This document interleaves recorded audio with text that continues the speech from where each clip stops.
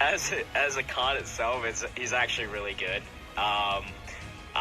Free-to-play Exploding Rage team, we don't talk about it. It's not good. The Rage team, yeah. One thing is that he just needs a Goku, and your free-to-play options is that winning STR Goku that released with that, also the losing Frieza, and the World Tournament Tech Super Saiyan Goku, which is only a support and nothing else. So you have very little options in that category specifically, but in Goku's family, he is a really strong unit to have.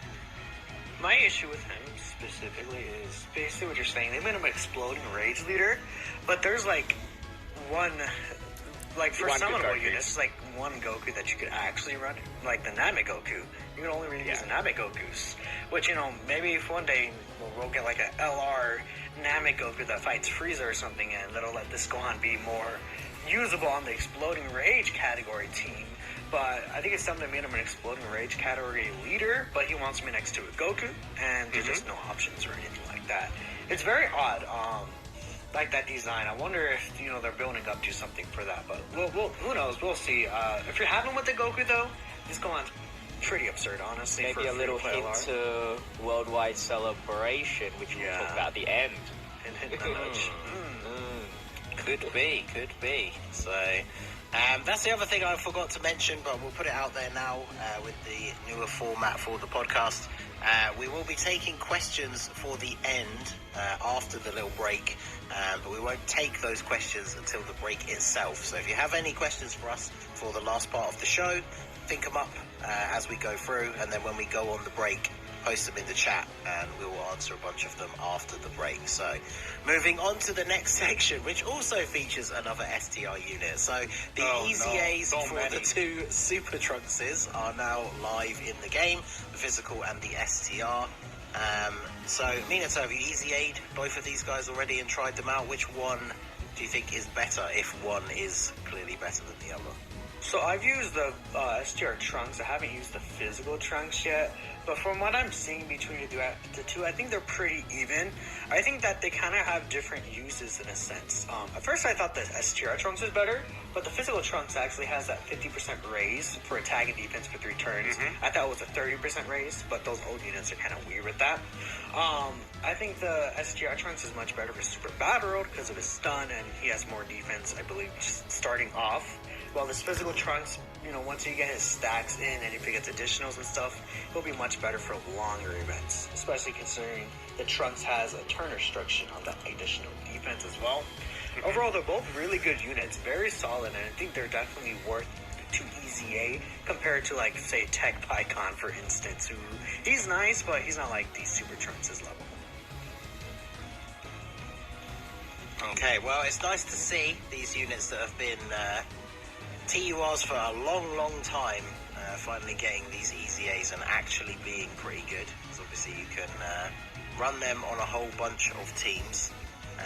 It's kind of is what EZAs are made for, because Super Trunks, those 2 cards, definitely fit into that category of if you're doing multis on pretty much any banner and you walk away with just one of those 2 as your GSSR, that was a feels bad kind of situation. So these 2 definitely much better. Now, one thing to be aware of, I think, because the anniversary on Global technically ends, is it tomorrow?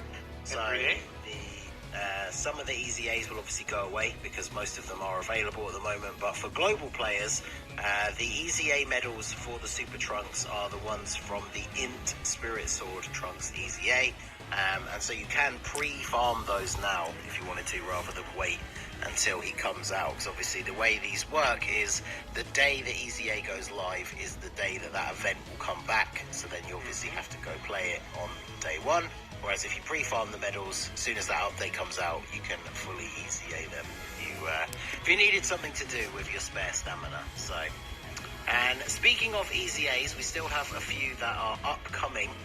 We should probably find out the information sometime in the next few days, but we have the LR Majin Vegeta, which we already did a fan-made video for that, so shout out to everyone who contributed and those who made it into the video.